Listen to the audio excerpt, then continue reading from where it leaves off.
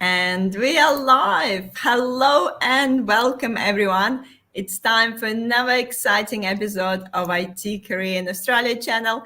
And tonight's topic is AI ready to replace recruiters and hiring managers? So join us for thought-provocative panel discussion tonight on the future of recruitment in the age of AI. Our expert speakers will delve into how artificial intelligence is transforming the hiring landscape, the potentials it holds, and limitation it faces. So this conversation will explore whether AI can truly replace human recruiters and hiring managers, the ethical considerations and skills that will remain essential in the recruitment process.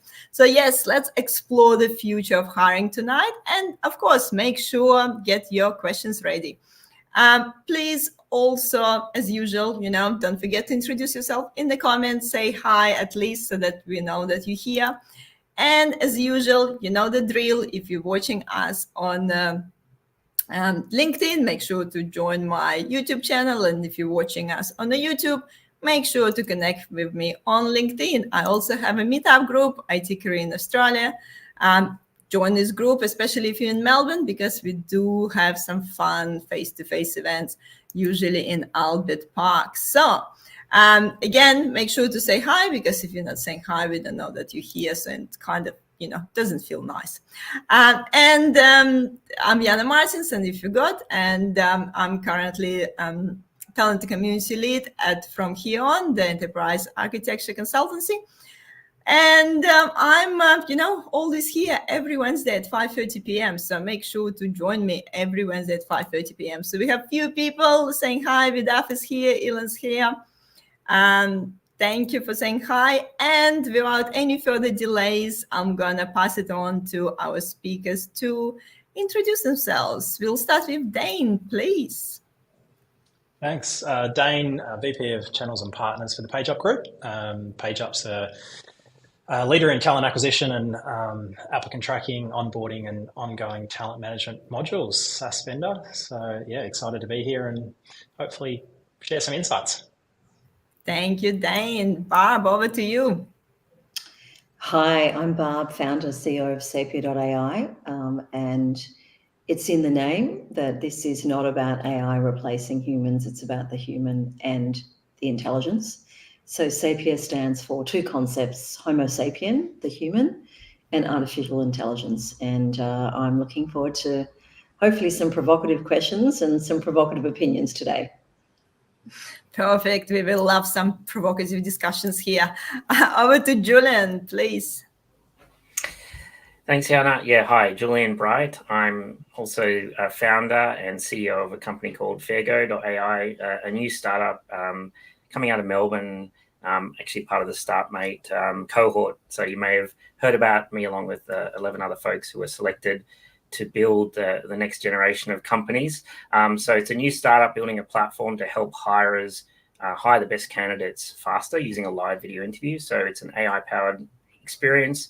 And, we're looking about making both the candidate experience better as well as making it much more efficient and reducing the time to hire great candidates for hirers and recruiters. Perfect. Thank you. Thank you. A few people saying hi. Richard's here. Alan's here. Success is here. I love YouTube channel names. Please pop your name in the comments as well. I don't mind to call you Success, but please drop your name as well. Rebecca is here. Dim is here. Also replace the CEO like Elon Musk. Let's see, maybe one day AI will replace CEOs as well. Sean is here. Here we go. Some Julian's friends is here as well. Perfect. Thank you guys for joining us. So I think before we dive into the, straight to the topic and talk about the AI replacing recruiters, guys, I would love you to share a little bit more your story and just a little bit more uncover like when do you start that AI journey? When do you start incorporating AI and in your professional journey, and obviously in the companies that you're working for? So maybe this time we'll start with Julian. So give us a bit of an overview. Yeah, so I've actually been in technology for over 20 years. I've been a software engineer, architect, data scientist, you name it. The sort of my journey in HR and recruiting probably really started when I joined Seek back in 2011 as one of the sort of early software architects as they were going through a large technology transformation. I quickly joined the new AI team that was being spun up to build search and matching tools to really help leverage some of the really rich data sets at Seek. So we built like the job mail, job recommendations. We improved search by introducing intelligence into the way we rank keywords and various other things. And, there's a lot of investment at the time. I moved on to Amazon, where I spent about 4 years helping companies adopt machine learning using an ML ops, as it was called and still is called. So a sort of really foundational way of helping enterprises, particularly large companies, try and deploy machine learning to production. I actually left that to join a small US-based startup. So I worked for a company called Predibase, based out of the Silicon Valley Bay Area. And so I was fully remote from Melbourne, but I led a team of engineers building a new low-code platform that turned into basically a generative AI capability and open source infrastructure. And so Predibase is still providing companies tools to basically deploy open source models. So you may have heard of Llama 3 from Meta, other tools like that really compete with the likes of ChatGPT by providing open source foundation models. Then ultimately I left, earlier this year, I started my own vertical AI startup. So instead of building the infrastructure, I'm now building vertical AI for HR tech. And, with a real passion of trying to leverage some of the amazing capabilities of large language models to make some of the screening process more efficient and effective, given some of the real challenges, particularly hirers are having, given that candidates are actually the ones really taking advantage of Gen AI for things like customizing resumes and things like that. So I think it's an amazing time to be building. I think in my 20 years of building software, it's the most exciting time. And certainly there's lots of challenges as well. But, it's great. It's a great time to be building with all the sort of capabilities that are out there. So I'm really enjoying the journey so far. Thank you, Julian. Barb, over to you. Tell us a bit more about your journey. So really different to Julian. I'm neither a data scientist nor an engineer. And so I asked myself how I ended up in this role.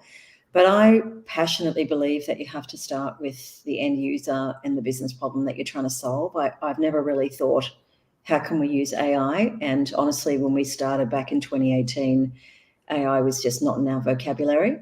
What we were really trying to do is solve the problem which I had experienced in the seat of being a CHRO, which is multifaceted, and the fact that recruitment really hasn't changed for decades. And that is about starting with the human who's actually applying for the job. And I think we forget that there is a human on that end of the process because we think of it too much as a process. And how do you create some dignity for them? How do you help them really be themselves and feel safe and ideally learn and be noticed through that process? And it's interesting, my daughter is applying for jobs right now. She's studying law, and I've been sitting with her as she's been completing these assessments. And, she's been asked to play a game, which in her words, I don't understand why I'm being asked to do this if I'm applying for a job in a law firm. She's been asked to complete what are called SJTs, where you are given certain contexts and you have to rank them or pick their option, which have so much nuance. And the frustration of, I really want to share context. Where can I share context? Because I'm not quite sure what they mean here. And I think we've just ignored for so long that it is a candidate-first market, and I don't think that's going to change, certainly never will for the best candidates. And how do you start with designing an experience that people love and trust, and that's fair? And so we've always had that as our North Star.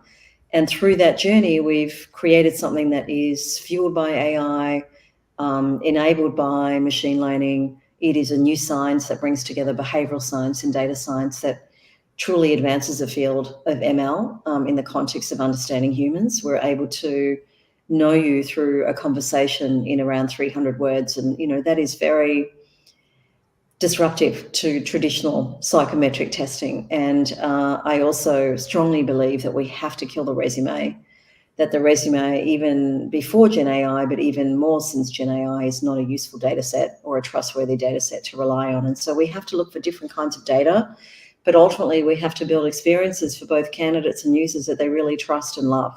and that they can't live without. And so that is really the essence of what we're trying to do here, is transform the experience of what it is to get a job and to make a decision in putting someone in a job. Yeah, 100%. I don't know who actually loves resumes. No one like writing them. No one like reading them, and we're still using them like for all these years. So can't wait to dive deeper into it. But Dayne, like, over to you to share your story before we dive into those questions. Yeah, thanks. So mine's a bit different again. So I'm 25 years at PageUp last month. I started as a software developer whilst I was studying computer science at Swinburne University as a third employee in a filing cabinet room. So we were that bootstrap startup 25 years ago, and I had amazing opportunities to grow with the business. So software developer for 3 or 4 years, moved into sales, because in a startup you typically need to do every hat and every role. So I had to learn about all sides of the business. And started our UK operation, and then actually came back and ended up after building out our pre-sales and solutions team, which was translating customer problems into, alignment to our product set and our needs, and making sure that our product could actually solve problems, back into our product team. So I had a stint back as chief product owner.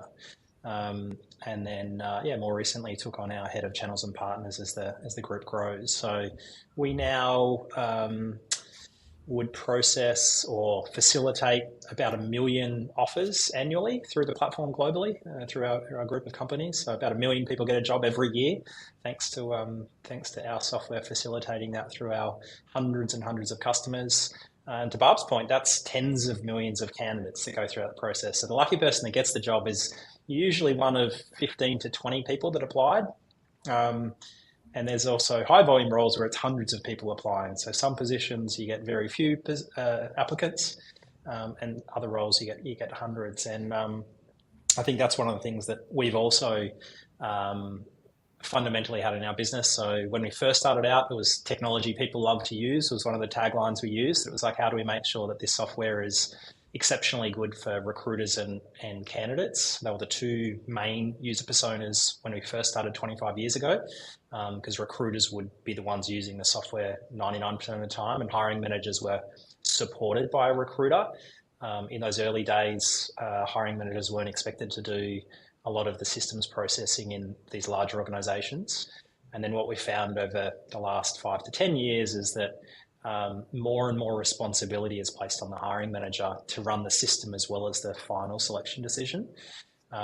So we've evolved that tagline, and now it's changing lives with outstanding hiring experiences, and that's for everyone involved in the process.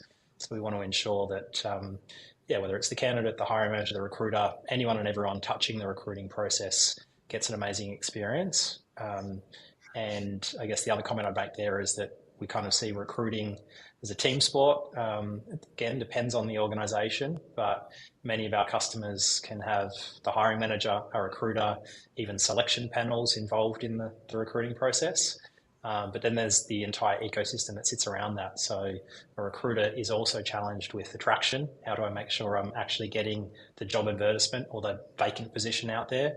Again, job ads often don't really describe the role as well as sometimes the candidate wants it to. So they're researching on other platforms to learn about the company and the culture and what it's really like to do that job.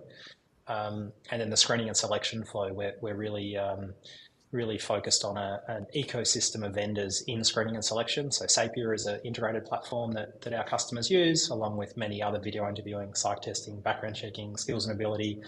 There's many different ways organizations today attempt to shortlist, screen, and make the best hiring decision. We want to make that better and easier for everyone involved in the journey. Perfect. Thank you, Dayne. We already have a bit of a discussion in the comments about that killing resume thing. Some people, not sure that they agree, but then some people saying, I love the partnering with clients to see value of the ways to recruit and just sending resumes. So there's definitely some opposite opinions in the audience as well. But before we get to that, killing the resume bit, the big question here. We've seen so many new tools coming up for the, screening and assessing the candidates. But, overall, what do you think? How well does AI assess job candidates compared to human recruiters? Yes. So what's the prompts and cons, I guess, of like assessing candidates with AI compared to doing it, manually and doing it with the actual interview with the human. Dayne, maybe we'll start with you first. What's what is your opinion there?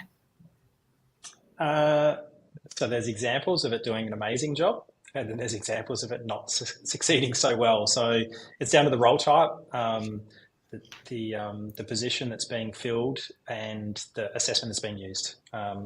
And I think Barb mentioned that there's many different ways that companies are currently attempting that. And well before AI, so decades ago, psychometric assessment, skills and ability, occupational profiling. There's so many different methodologies that have been used for decades, including competency-based frameworks, competency-based interview guides. So there's a lot of tools that exist and have existed for many years that, when used on the right position, at the right role, at the right time, add significant value. But unfortunately, I think sometimes the particular tool is blanket approach. Okay, we found something that works for some roles, let's just apply it to every role. And I think AI is the same, that with the right inputs, so knowing what it is that we're looking for and the right inputs from the candidate, then yes, there's already examples where AI can actually, on speed, quality, and accuracy, probably outperform a human or many humans. And I guess to my comment before, often a hiring manager might be the one that's tasked with doing the screening and selection from the very beginning. If you get a hiring manager who's never managed a team or hired before, if they're not provided the right support and guidance, or training and development, enabling them to be very good at recruiting and screening and selecting, then you're going to have similar challenges. So there's a reason recruitment agencies exist. There's a reason that assessment tools exist. And depending on where in the funnel, I mentioned before that some positions have hundreds of applicants, other positions have a handful of applicants. So the approach that an organisation takes in each of those positions is often quite different. Graduate programs, for instance, there's typically hundreds or thousands of applicants. So the organisational mindset is usually what's the most efficient way of taking a very, very, very long list down to a shorter list. And there's some great tools that have been proven to be effective at doing that. But I think there's also some tools that may or may not actually indicate an accurate screening of who the right people are. Yeah. Barb, I guess over to you. You already start talking about those assessment tools and gamification and stuff. So what do you see from your perspective? Yeah. So I kind of look at it differently, which is, when you think about us as humans and the most important decisions we're making in our life, I think the two most important decisions are, who's your partner? Who do you marry, live with, have children with? And where do we work? And if you look at the data on how well we do that, it shows that we do it really, really, really badly. And that is because you have to accept the fact that humans are terribly biased. If you look at Wikipedia, there's around 144 different types of bias. Most biases are unconscious, which means nothing you do can address that bias. And if you start with that fact and accept that, you then go, okay, well, how can I de-risk this decision? Because when you're making a decision about who to hire or who to promote, it's a decision of risk. And I think we put way too much trust in us, humans, and way too much trust in the resume. And the resume at the end of the day is just data. So for the person who challenged kill the resume, I would ask, what are you looking for in the resume? What data are you assuming is going to give you the magical clue that this person is going to be successful in this role?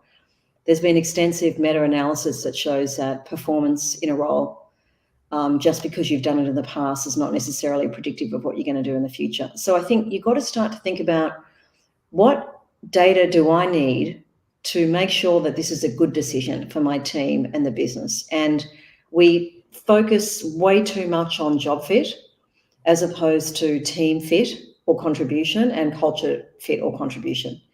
And all of us, I would say, have made bad hiring decisions. I know I've made my fair share.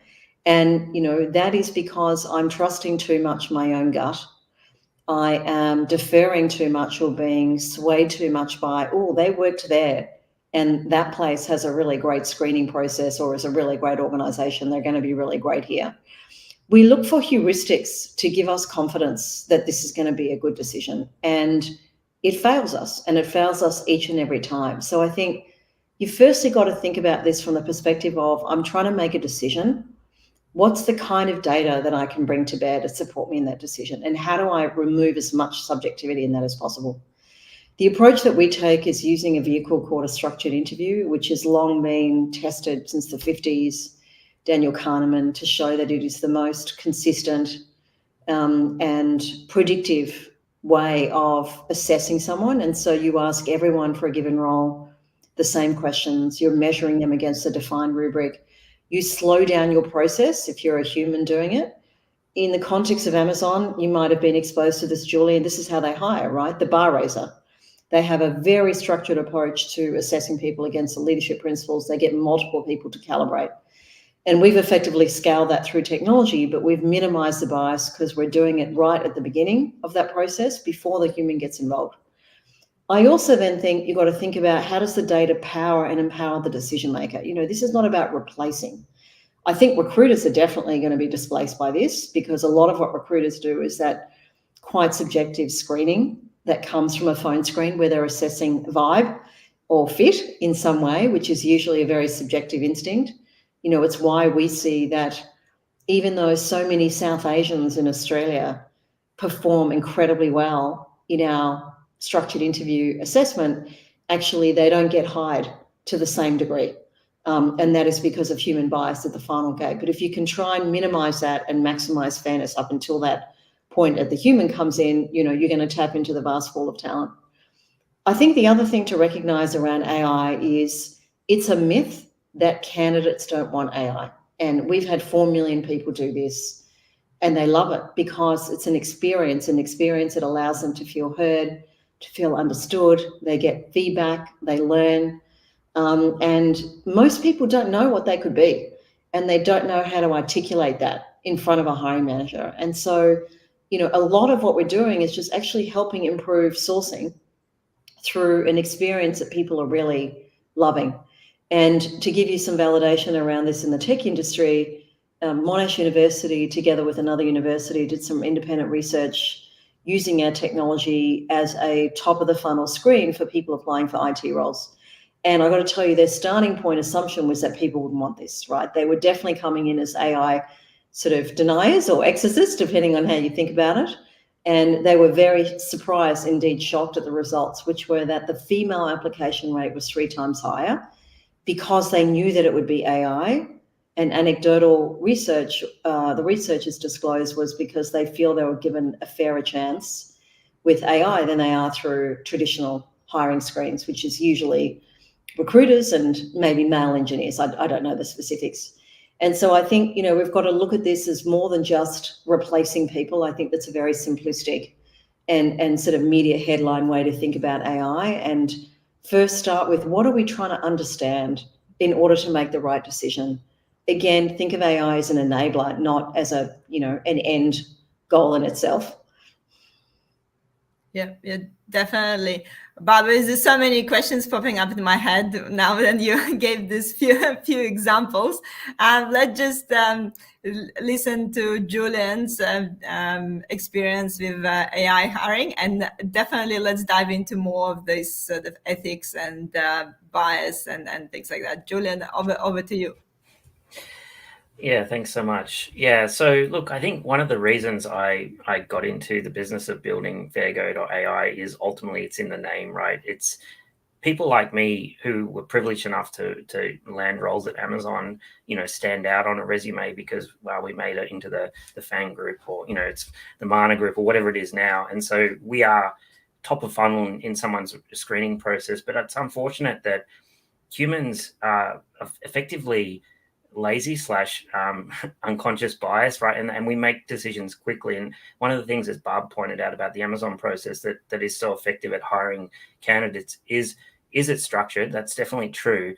But another fact is that you are advised and required to take notes the whole time. In fact, this is one of the hardest things about interviewing, because there was no technology for this. It was like you literally had to take verbatim notes during the interviews so that you could record the whole conversation, pay attention, listen, ask the right follow-up questions, but also take your time after the interview and then make an assessment based on your rereading of the notes. Now, the important thing here is that it's very easy to make these early judgments, right? And one-way videos are a classic example of this, because you're hit with a person, you make a decision in the first few seconds. It's a human unconscious bias, right? And you decide, oh, I don't like the look of that background or the sound of their voice, whatever it is, it's not even necessarily something we have control over.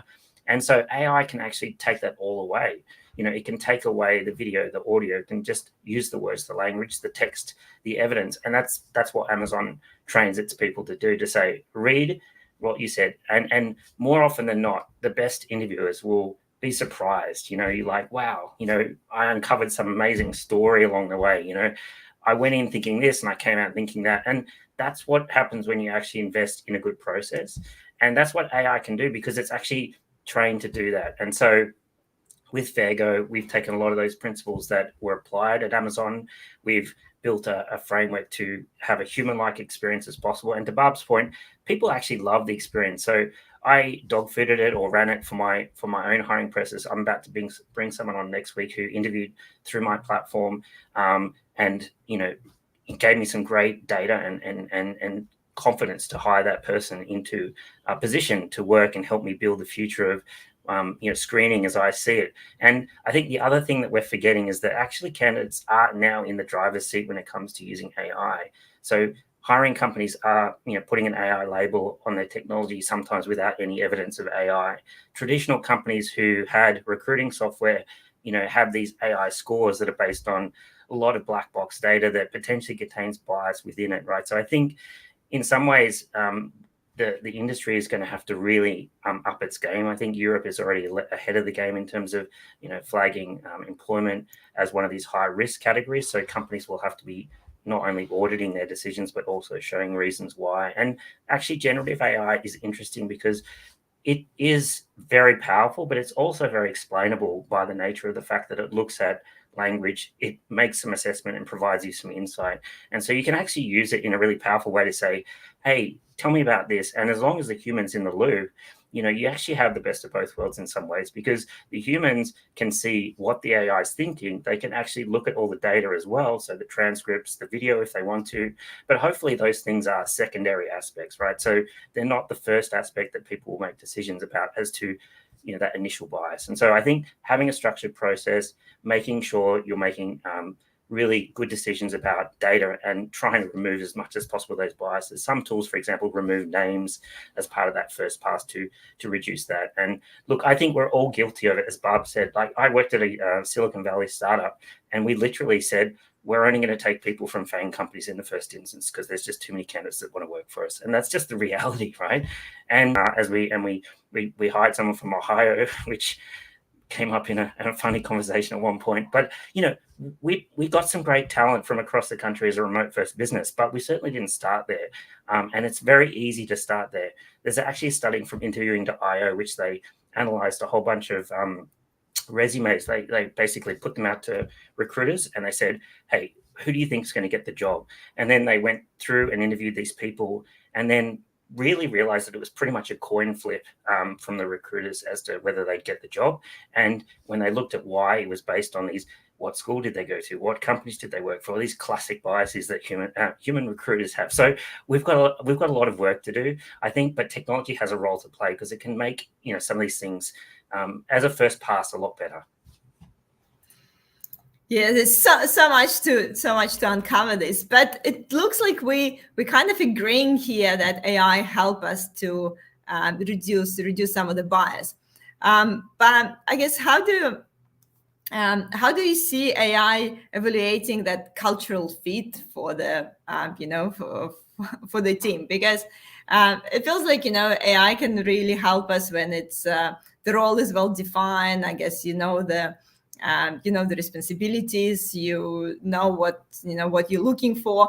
But I feel like there's so many companies that they kind of make decisions after they speak with a few people and think who actually will be the best person for this job. Maybe the job is not well defined yet. So how do you think AI can help with that cultural interview bit, and is it actually eliminating bias, or we still need a human to evaluate this piece? I feel like Barb want to go first. Yeah, well, I don't think you can delegate that to AI. You've got to do the work first as a hiring manager to think about what's it going to take to thrive in this job, in this team, at this time. And, if any of you have got kids, or maybe you've counseled people on jobs, you've done it from a point of thinking through what kind of personality are they, and what's that environment going to be, and is that a match, right? You do the same thing when you think about matching people. And so there are some people who will thrive in a startup and others who won't. And that is because a startup is a certain context. Decisions are made really quickly. Most of the time. Things change constantly. Your product roadmap is never fixed. Crazy things happen on a daily basis. And so you have to go and sort of DNA and go, what's the environment that we have? And by the way, there are people that will work for a startup of a certain size, and then as it grows bigger and maybe goes Series B, Series C, they won't work out. And some of you may be familiar with the Netflix culture deck, where one of the things that Netflix did was codify their culture, and they were really clear and honest and upfront and said, look, you may be the right person for us now, but in the future you may not be, and we're going to be really honest about that and have an open conversation, and we'll part ways. And so, I think you've got to do the work as a leader to really identify what is the reality of what it takes to work in your environment. And then you look for people who thrive in that context. And there are personality traits, behavioral competencies that align to certain environments. And so that's where AI can come in helping you see that when you can't see it yourself, or your biases get in the way, but you've still got to do the work of figuring out what it is that you need. And I think that doesn't happen nearly enough, particularly in my experience when I was at REA in tech companies. Yeah. Dayne, from your perspective, where AI can actually help. Yeah, I think building on what Barb said, that job brief. So the PageUp platform has long had the ability to raise a requisition. I have a vacancy. Large organizations often have a position hierarchy. It's either backfill an existing position or create a new position. And even that decision around, okay, if I'm backfilling an existing position, do I actually want the same role as I had when the org hierarchy was created, which might have been multiple years ago? And we're seeing a trend towards a lot of businesses talking about a skills-based organization, and this idea that the organization is evolving rapidly. Across our customer base, that varies enormously. We have customers in industry verticals where the position stays largely the same. Early education, aged care, healthcare. You don't want some role types to massively change from day to day. You want a great carer who's going to look after your child and educate them and be a really great educator, and that position probably hasn't changed a lot. Whereas in a tech role, yes, it might be that there's new technologies, the particular team you're hiring into. So the position that you're filling now, there might have been 3 other positions in the same squad of 8 people that have all changed since that person was hired, and you need something different.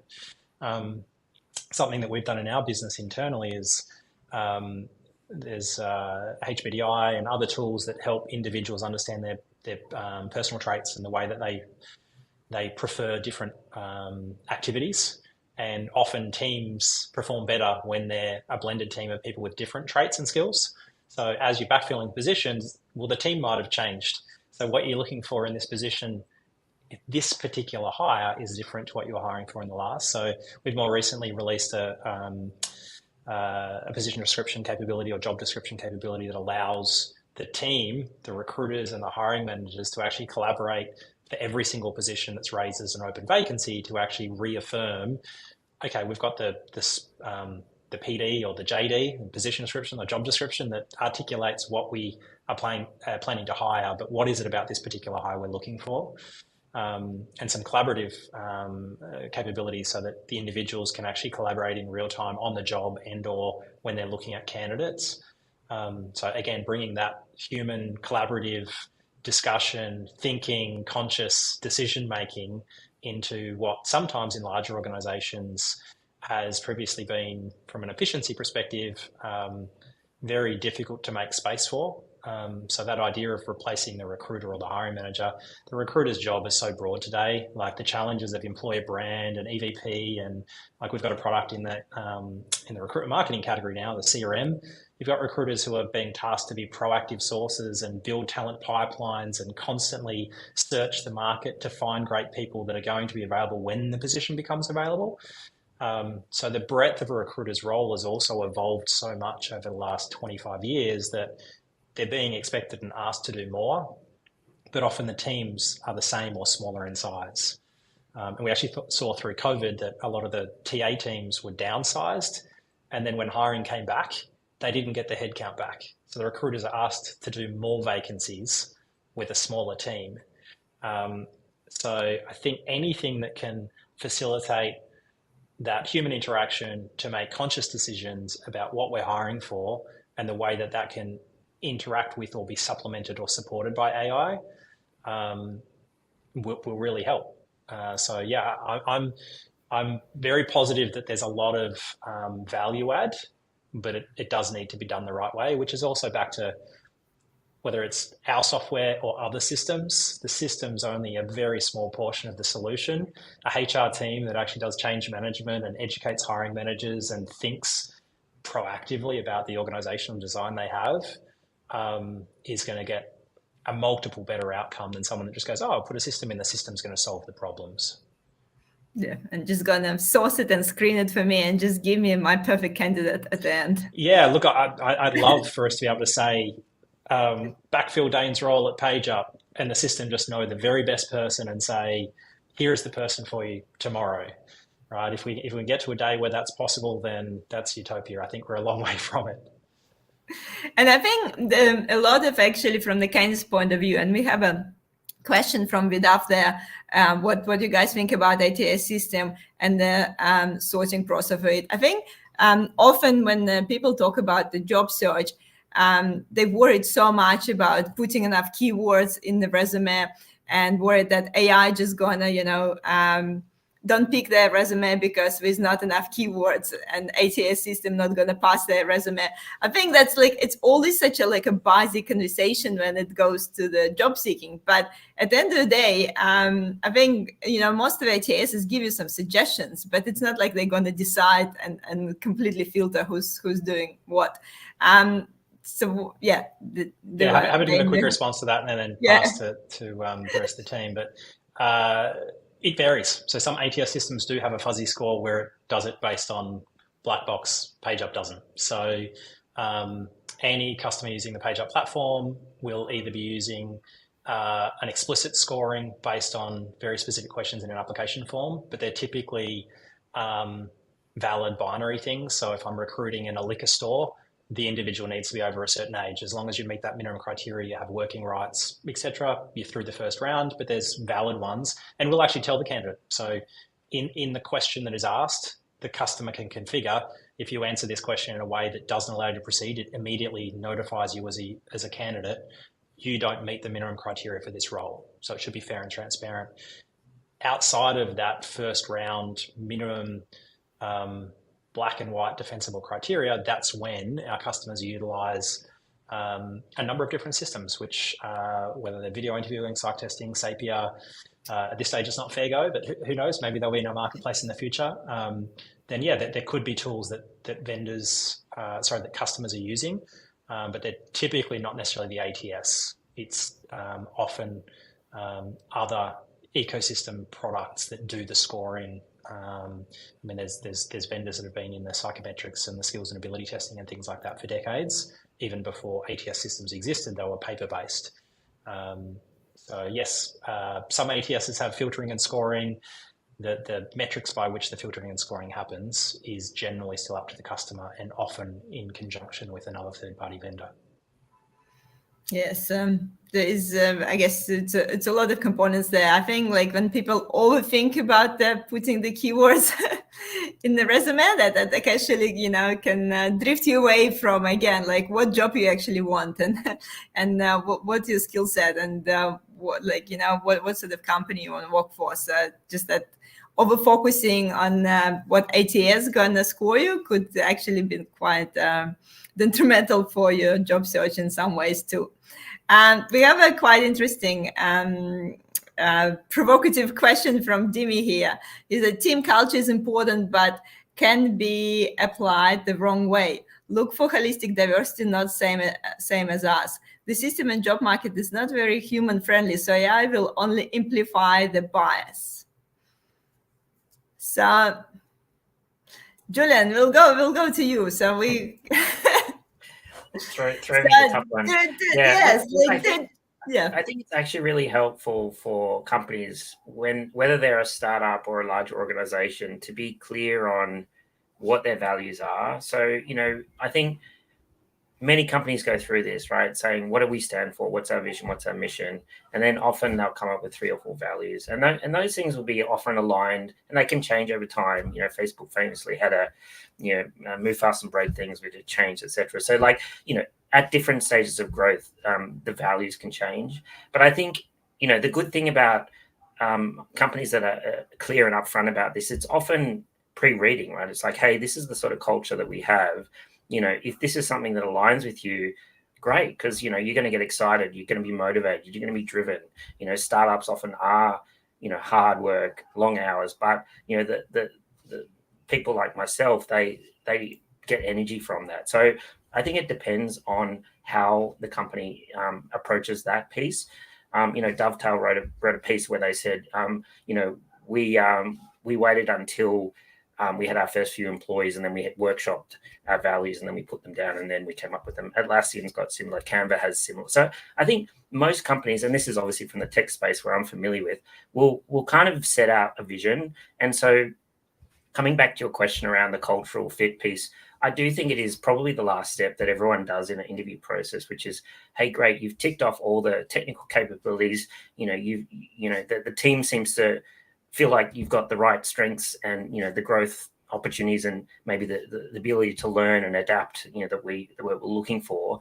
And then the last piece is like, let's just sanity check that, you are the right fit culturally. And really that's about making sure that you're going to be excited about the role. You're going to get energy from the environment and that there aren't some behaviors that you might have. And so some companies will use a expensive psych test, particularly for a leadership role, and they'll pay SHL or some company a lot of money and then they'll find out maybe these quirks, right? It's like, well, this is one aspect that we're going to have to manage, that sort of thing. And so for executive search, I think it is common to do this. And then obviously referees, it's another check, right? That some companies skip.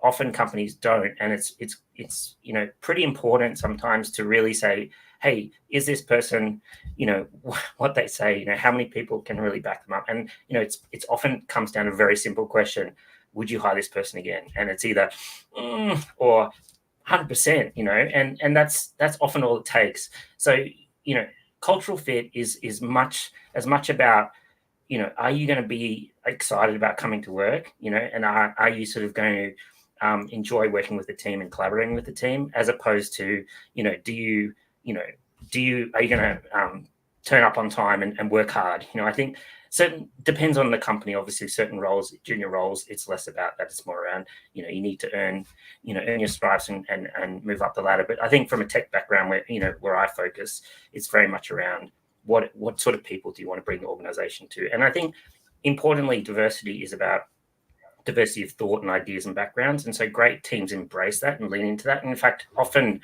wait to hire someone who they want to feel, want to be challenged by. And so, many times, maybe even the hiring manager is a bit frustrated, or the recruiting team's frustrated because they're like, why can't we just land this role? It's like, we really need a bum on a seat.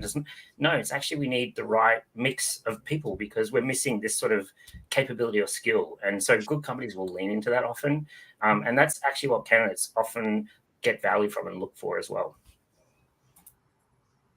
Yes, the big question about that cultural fit, how to even define it. I think like every company would have a different definition as well, what cultural fit is.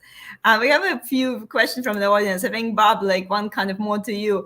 A CV is essential for initial assessment and screening. I agree it's not the only data point, but as a starting point, I disagree that it's not necessary.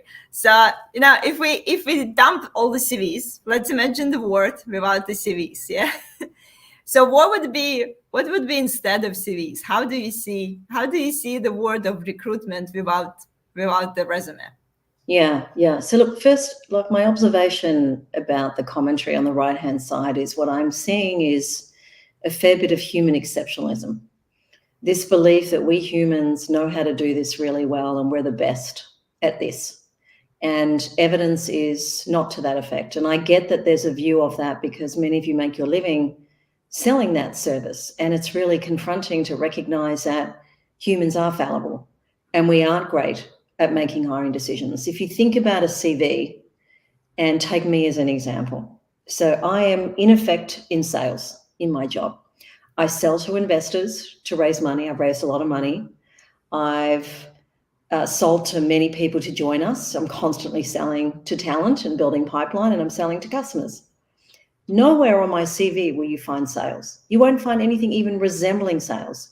I didn't even know that sales was something that I wanted to do and that I loved doing and that I was good at it until I was in this job.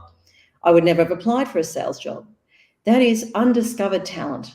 You have missed out on that person 100% because you've relied on a CV. And so I challenge you to say, what are you looking at in the CV? First, think about, it's not the CV, it's the data.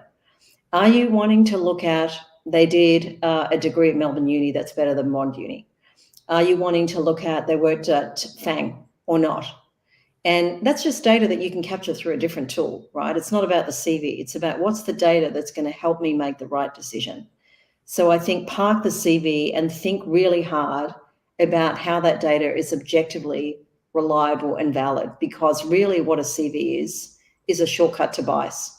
As you were saying before around getting that job in AWS and the jobs that you've had previously, absolutely that fact that you worked for AWS is just going to get you up the top of the list in every CV parser, in any job where people are looking at a CV. And that is a recipe for hiring from the same pool as everyone else. You're going to be paying more for that talent because a lot of people will have that lens.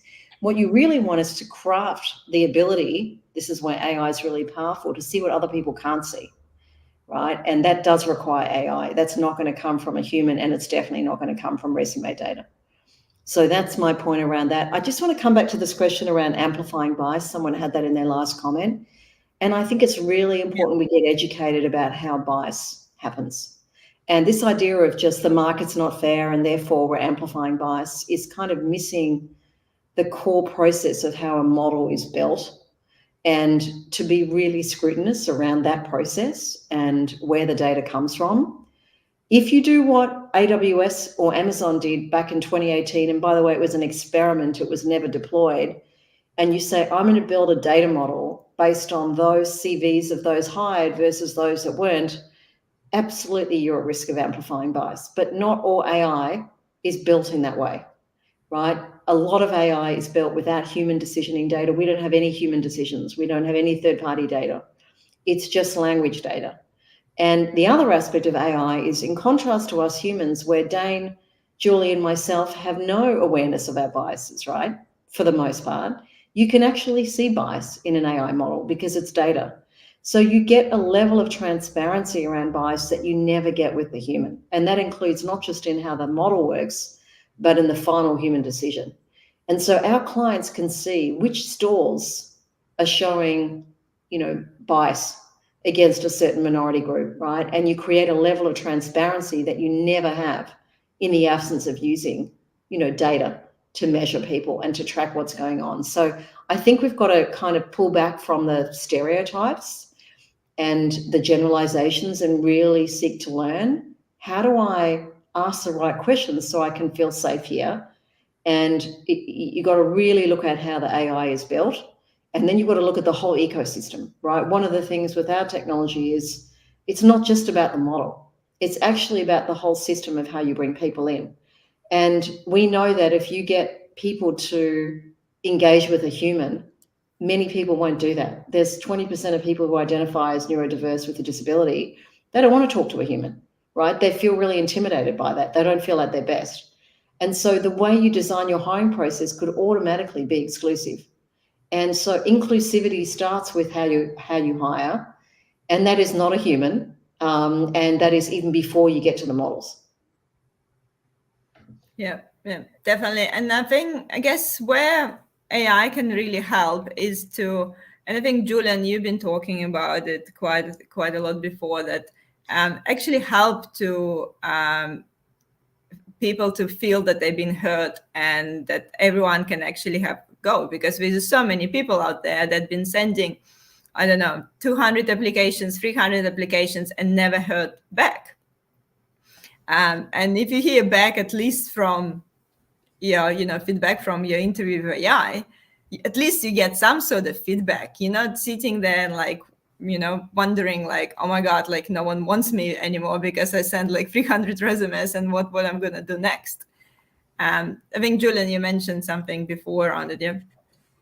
Yeah, I mean, I think that is true. And to Barb's point, I mean, if you compare what we've built, for example, as a one-way video to a one-way video rather, it's quite a different experience. A one-way video is right, press record, you've got 30 seconds of think time, then you have to, record your answer. And if you don't like it, you've got 3 more goes before you fail and you don't get another go. Like, that's quite a stressful position to be in. And also, that someone's looking at that and judging you, right?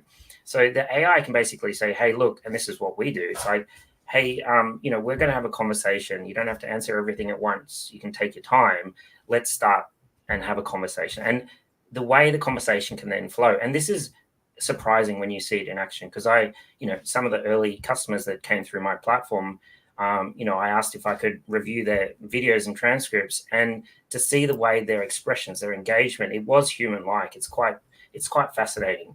So the reality is someone is getting a relationship of sorts. And in some ways it reduces the stigma and the risk of that conversation, because they can just know that they're going to be heard. But to your point, when you don't hear back 80% of the time when you apply for roles, which is a pretty standard measure, right? So whether it's 100 plus people or even 50 plus people that you apply for a job, the chance of you being heard before the role closes is unfortunately very slim. And of course, there's many reasons why hirers do not get back to candidates. There's concerns about, repercussions of what they might say if there's some legal recourse, etc. But the reality is that a lot of that is just an excuse for not doing the right thing. And, Steve Gard and our Circle Back initiative is really active in this space to try and change the narrative around this, which I really support. So I think tools like mine, we make an assessment, we look at the language, we provide some scores and some insights. The hiring manager has the choice, as soon as that interview is complete, to provide feedback to the candidate if they want. Literally, that could be within an hour of the job ad going live. So it could be as quick as that. Obviously, that doesn't always happen, but the point is that you have data, which is, pretty much, skills-based feedback, right? So it's like, you've got this skill gap, that's why, we're not considering moving forward. If that's the case, maybe you take that feedback and you go home and you go, cool, I'm just going to learn about that thing, and I'm going to come back tomorrow and show you a project that I built to demonstrate it. If you're that sort of person, you could maybe turn the tables on that interview. So I think there are opportunities for candidates to be heard. And certainly there's so many, professional folks who are, got lots of great experience, who are in this bucket now, who are going, what's going on? Why can't I get a job? And the reality is that hiring managers are overwhelmed. They're not they're not taking the time to look at all the applicants. They're closing jobs early. They're doing all these sort of things that stop them seeing the full pool. And so if everyone gets to interview, that's a good outcome, I think, for both the candidate and the hirer, because you can potentially get a more diverse set of candidates that are qualified to do the job. Yeah, definitely. I think we all agree here today. There's definitely some benefits of incorporating an AI in the recruitment process. It just obviously depends how we're doing it, at which point of recruitment process we incorporate, and how clear we are who we're looking for in the first place. I think, and you mentioned as well, like if you didn't do the pre-work and not really sure who you're looking for, then it's probably AI are not going to help you to suddenly find the right candidates if you couldn't even define the criteria for those candidates. We're really running out of time. We only have 5 minutes of our stream. I know we can talk forever. I think the topic of the bias, we can definitely uncover it more and more, because we definitely see it in every job. And I don't know, if you've been a BA at the NAP, there's a really high chance that you get an interview being BA at ANZ. And I think it's just a simple reality that in the 90% of the cases, that would be the case. So, if you're looking if the 50 people apply for this job and there was a few people who work at exactly the same job for a really similar company, they're the ones who will get the interview. So I think we all, we've seen it all the time, and it's a safe option. I think it's also, like the bias bring us to that safe option, I'm not going to risk it. I'm not going to go for someone who work in the startups every time. I know that this person doing exactly that. I'll just go for it. Hopefully it will be some changes. Depends on how we're going with AI tools, and give some opportunities to some people who want to actually transition and move to different career and work in a different industry, work in a different domain. Because sometimes that's the hardest, the hardest thing to kind of transition to the different areas, especially if your whole resume says, I don't know, if you're a Java developer for 15 years and suddenly you want to move to a completely different area, and your resume won't help you. And 2 minutes, just enough for us to pick the winners of the virtual coffee chats. So we have quite a few comments on the right. And that's a chance. I'm going to do an announcement for next week. And that's a chance for our speakers to go through the comments and choose the person who they're going to have a virtual coffee chat with. And encourage a bit of a networking, of course. And so next Wednesday, 5:30 p.m., as usual, we're going to talk with Ben and Jonathan, and we're going to do live tech LinkedIn profiles reviews and feedback. We've been doing a bit of a live resume reviews before. So next Wednesday, we'll do something different. So I know the few people already sent me their LinkedIn profiles. So please, we still have a few spaces. So if you want your LinkedIn profile to be reviewed in real time by Ben and Jonathan, please send them through. And we can see how many buyers will be incorporated when we're doing those LinkedIn reviews and feedback. So, okay, guys, are you ready to pick the winners? Barb, who are you gonna speak with after the stream? Well, look, I don't want to force myself on anyone, but given that Jose and I have contrasting views about the resume, I'm intrigued to do that one. Yes, yeah, definitely. I'll make sure I'll connect you to Barb so you can continue the conversation about the necessity of the resumes. Dayne, did you choose anyone to speak with? The third last commenter there is a YouTube user with a username TSTTT. I can create complex applications with the help of AI. Will companies want me? Happy to have a chat if you're interested. Here we go. I don't know. Please make sure to connect with us on LinkedIn. I'll make sure I'll connect you with Dayne so that you can have a further conversation. And Julian, Oh, Sure. I love to chat with the user who is talking about ATSs and to hear his pain, because that's always interesting to find out what people's experience are. I think Vidash. Vidaf, yes. Yeah. Yeah, I think Vidaf is already connected me on LinkedIn. I'll make sure I'll follow up and connect you so that you can continue conversation. Thank you again, guys. It's been a great discussion. And I think like if you to finish this stream today, if like in I don't know, in the 10 seconds you can summarize our today's conversation and basically tell us something maybe a little bit inspirational, like what's the one thing that you would love people to take from today's conversation. I think, Barb, you ready? We have a line, in God we trust, for everything else we bring data. Think about this as a data problem. Perfect. Dayne?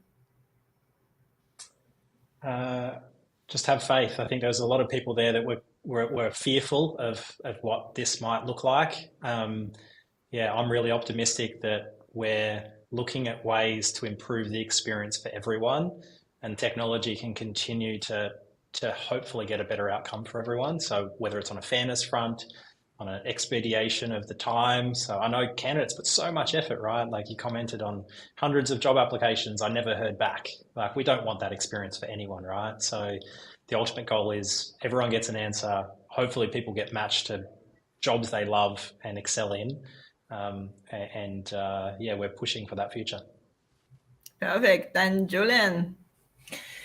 Yeah, I think maybe just echoing something Barb said earlier, which is like, hirers out there, recruiters out there, really maybe keep your eyes open about this technology and the capability that it can bring. And don't be maybe worried that candidates won't embrace it, because I'm definitely bullish on improving the candidate experience. And I think this technology can absolutely do that, and it can help your employer value proposition. It can do lots of things that you might be thinking that it can't do. So, it's not a bad, scary thing. It's a positive thing. It can make a big difference to helping you create opportunities for your candidates, and also don't forget they're potentially your customers as well. So everyone wins, I think, when that sort of experience is improved. Yeah, definitely, 100%. And I think it's definitely been a lot of negative experience when it comes to the job search, and there is like not many people enjoying the job search. Let's face it. So hopefully, let's hope for the brighter future and make the job search is actually something exciting and something that can bring people actually a new opportunity, and not feel like, oh my God, like I can't get a job, and get all this negative thinking. And actually getting the feedback and understanding where your skills can take you, and maybe like help you to discover some new career opportunities. So thank you again, guys, for joining me today. Thank you so much for your time. And I'll see everyone next Wednesday. Thank you again. There's people saying thank you in the chat. Thank you, guys. And thank you for joining me as usual.